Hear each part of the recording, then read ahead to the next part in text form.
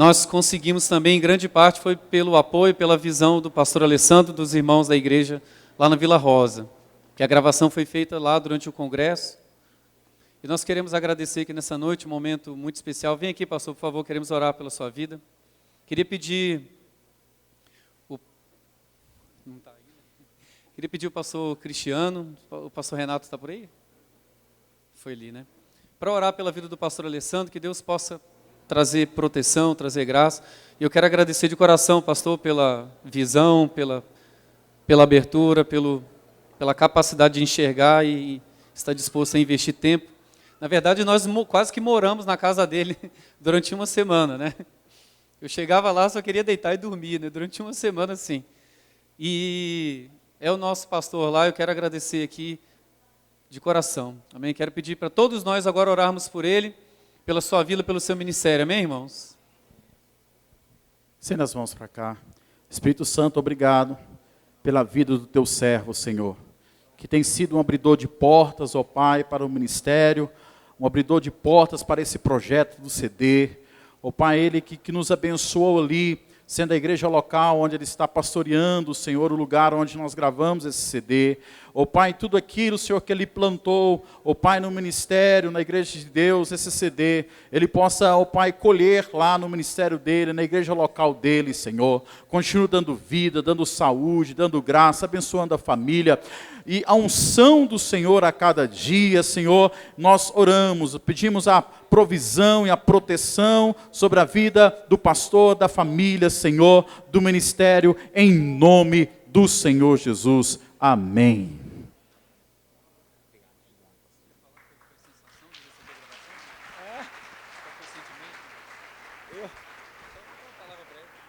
É um risco muito grande entregar o microfone para um pastor, né? Pastor Renato, tudo bem? Tudo jóia? Mas eu serei breve, porém não serei indolor.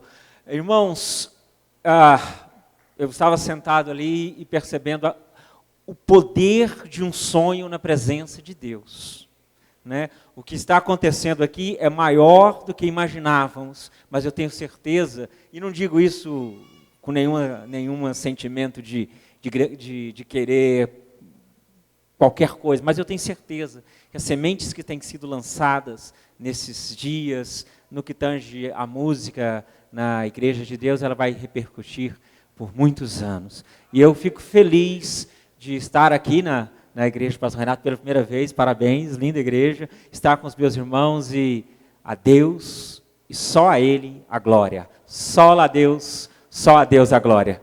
Já ia falando essa palavra. Glória a Deus. Vamos abrir nossas Bíblias. Quero mais uma vez agradecer de coração. Depois eu queria pedir para os familiares, os irmãos que estão aqui também, para virem aqui, nós vamos orar uns pelos outros. E as lideranças que estão aqui, eu creio que pelo menos as lideranças nós podemos orar e levantar um clamor aqui. Eu quero fazer uma meditação breve com você. Marcos capítulo 7, versículo 6, amém?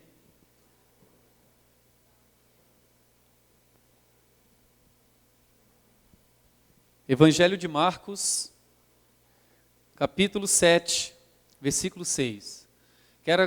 Agora que eu vi, quero agradecer a irmã Keila, está aqui, irmã. Nossa, mas que bênção, hein? Irmã Keila tem uma história longa conosco, irmãos. Longa. Foi nossa líder, né? Durante muitos anos, e eu não sei qual que é o seu sentimento nessa noite aqui, né? Quero agradecer de coração a presença do pastor Luiz, a Keila, os meninos estão aí? Quero agradecer de coração a presença de vocês, uma bênção. Não tinha visto. Ah, tá lá. Cadê o Felipe? Você não estava no hospital lá? Você estava se tratando lá, é? Tá bom já? Tá, então amém.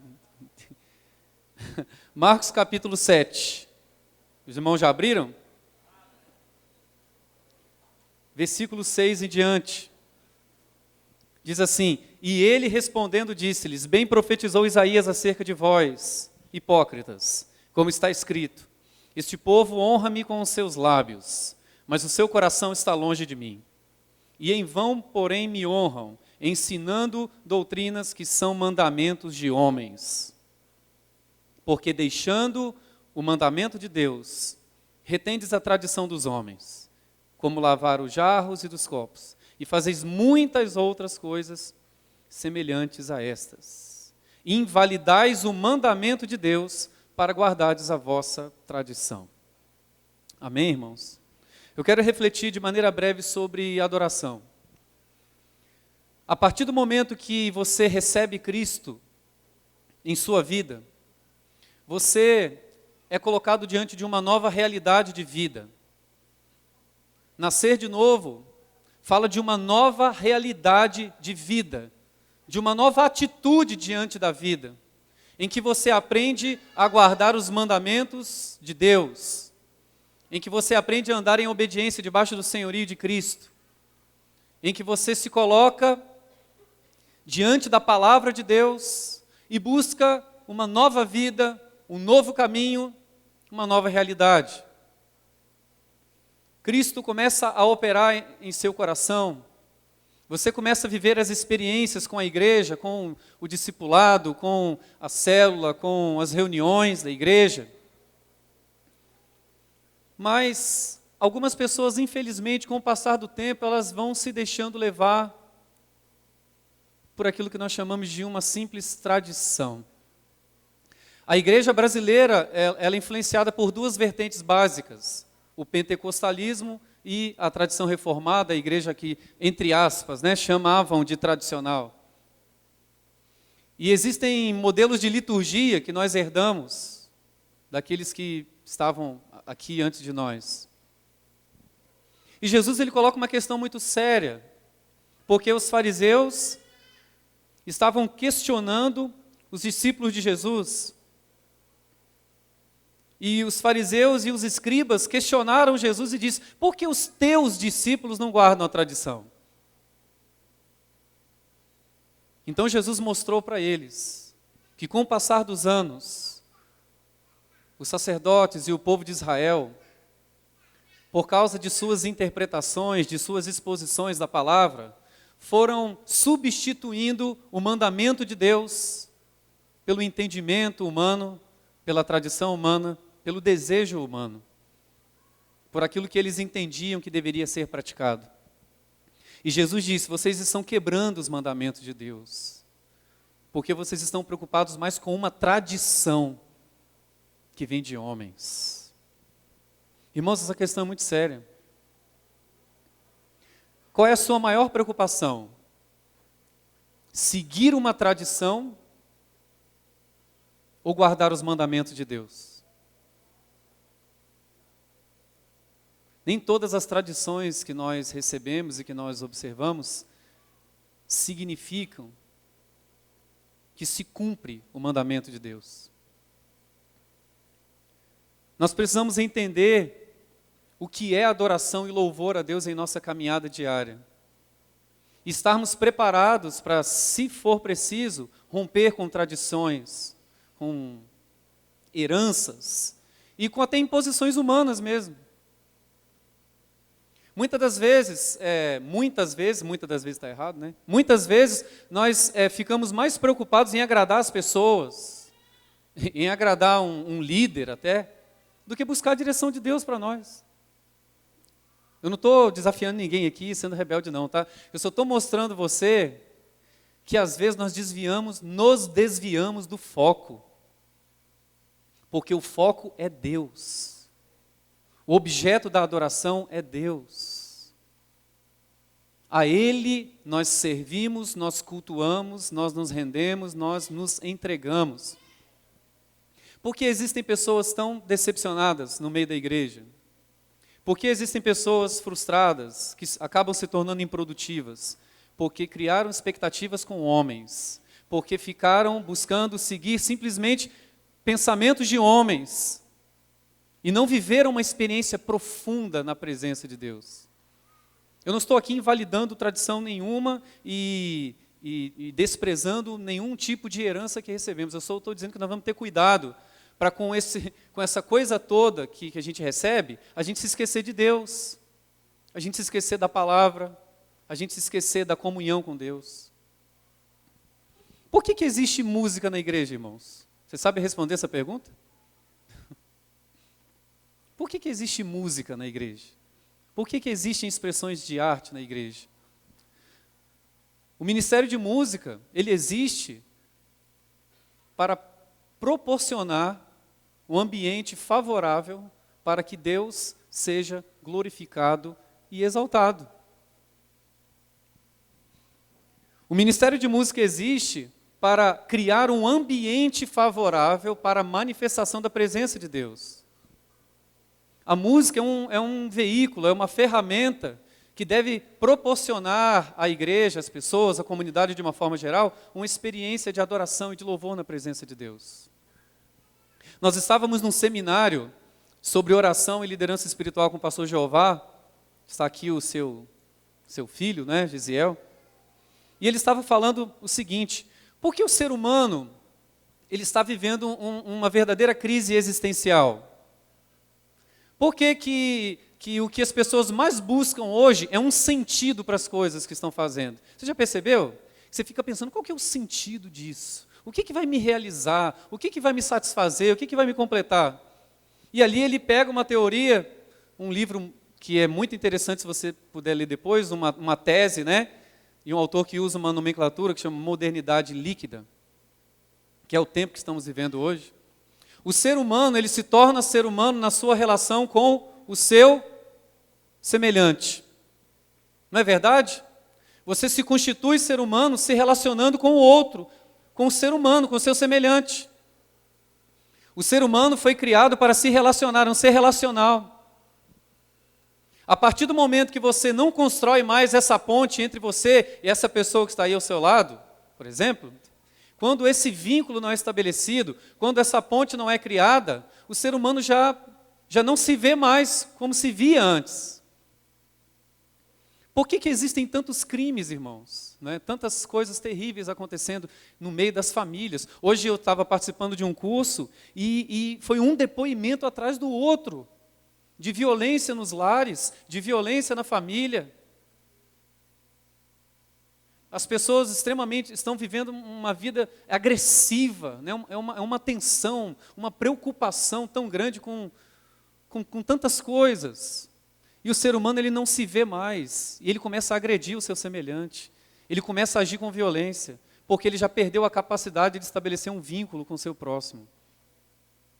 Irmão, se você levar isso para Deus, quando você perde a capacidade de se relacionar com o seu Criador, então você não se encontra mais. Você não se realiza mais. Isso é adoração. O encontro da criatura com o Criador. A relação que se estabelece. Então você entende o propósito de Deus para a sua vida. E você busca viver segundo o propósito de Deus. Então você entende que Deus quer filhos semelhantes a Jesus. Deus quer uma igreja que seja sal da terra e luz do mundo. Uma igreja que faz a diferença. E eu quero dizer para você, a adoração é um culto exclusivo ao Senhor. Vamos para Mateus capítulo 4, versículo 10.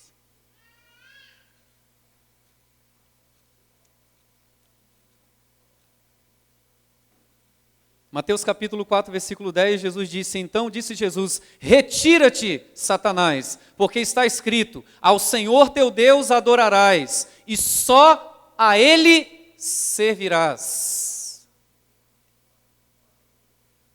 Nós carregamos instrumentos nas costas, nós varremos salão, nós fazemos o que for necessário, porque nós entendemos um princípio. Ao Senhor teu Deus adorarás, e só a Ele servirás. Romanos capítulo 12, versículo 1 e 2 diz, rogo-vos, pois, irmãos, pelas misericórdias de Deus, que apresenteis o vosso corpo, a vossa vida, tudo que você tem, tudo que você é, que apresenteis os vossos corpos como sacrifício vivo, santo e agradável a Deus. Este é o vosso culto, quando você dedica a sua vida a Deus. E não se amoldem ao padrão desse mundo, do sistema, desta era. Quantos ministérios estão tentando copiar o que tem lá fora? Quantos músicos estão desesperados procurando um ídolo, um modelo, uma cópia daquilo que é humano, daquilo que é terreno, daquilo que é passageiro, daquilo que não passa de uma tradição, quando na verdade deveriam aprender o caminho que leva ao lugar secreto, ir até a presença de Deus e derramar o seu coração e a sua alma diante de Deus e se levantar dali com uma revelação da parte do Senhor. Irmão, se tem algo que a igreja precisa hoje, se resume nessa palavra, eu acredito. A igreja precisa de revelação do Senhor, de discernir, de contemplar, de compreender o propósito do Senhor. E quando você se coloca diante de Deus e se oferece na presença de Deus, então você percebe que Deus não está preso no nosso esqueminha, não é verdade? Deus não se prende a uma tradição. Deus para Abraão em Gênesis 14 se manifestou no meio das trevas. Para Moisés, Deus se manifestou numa sarça ardente. Para Elias se manifestou numa brisa suave. No dia de Pentecostes, ouviram um barulho, um som como de um vento impetuoso. Deus não se prende no nosso esquema. O esquema é nosso. Deus é maior do que qualquer esquema, do que qualquer tradição humana, irmãos. E quando você experimenta a presença de Deus, você entende que a revelação de Deus é maior. Eu tenho pensado muito nisso, nós fazemos parte de algo muito maior. Em toda a terra, Deus está separando um povo, irmãos.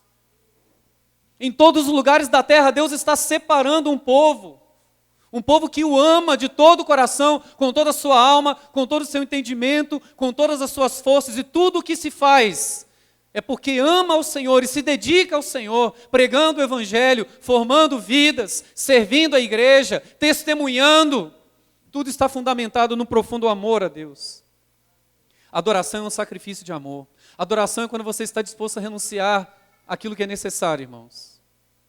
Em Gênesis 22, do 1 ao 12, Deus provou a Abraão dessa forma. Quantas pessoas têm um projeto de vida assim? Todo mundo quer ter sucesso na vida, né?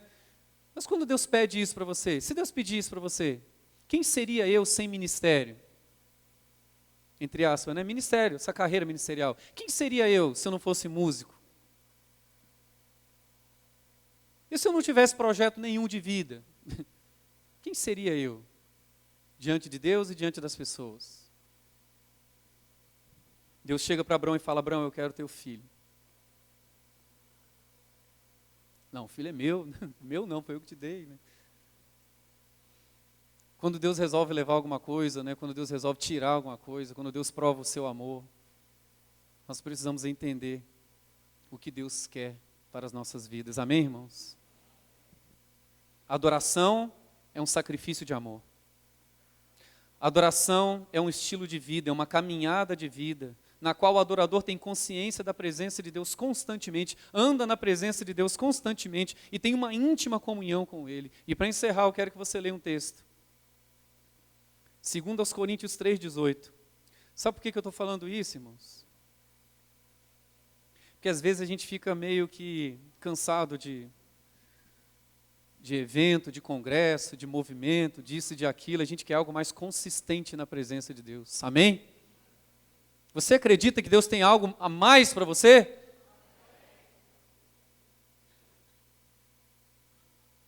Deus tem algo que vai além dos eventos e dos esquemas. 2 Coríntios 3,18 diz assim: todos nós, com o rosto descoberto, refletindo como um espelho a glória do Senhor, somos transformados de glória em glória, na mesma imagem, pelo Espírito do Senhor. Quando eu era mais novo, eu me achava muito feio, muito magro, muito burro, muito chato, e mais alguma coisa.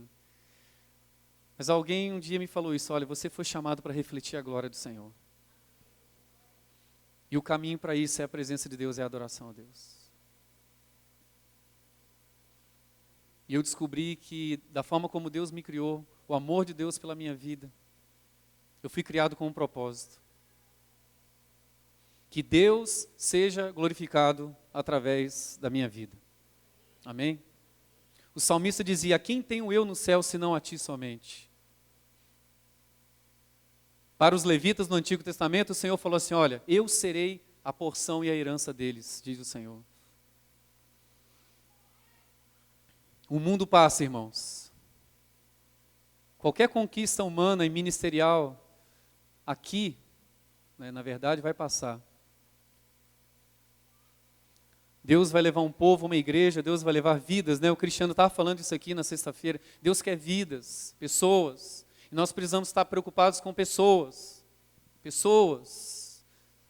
E que o nome de Deus seja engrandecido. Mas nós não devemos perder de vista que o nosso lugar é na presença de Deus. Amém, irmãos?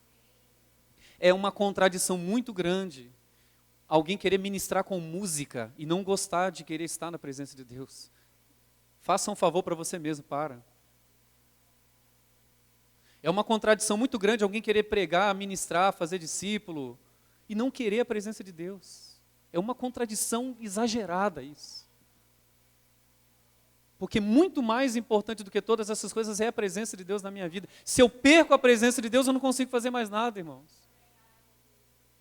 Nós precisamos aprender a desenvolver essa comunhão, essa contemplação, essa paz, essa satisfação em Deus, no Senhor, na presença dEle. Isso é adoração. Eu só toco esse instrumento até hoje porque eu consigo me aproximar mais de Deus dessa forma. E a única coisa que faz eu pegar nesse instrumento para tocar é isso.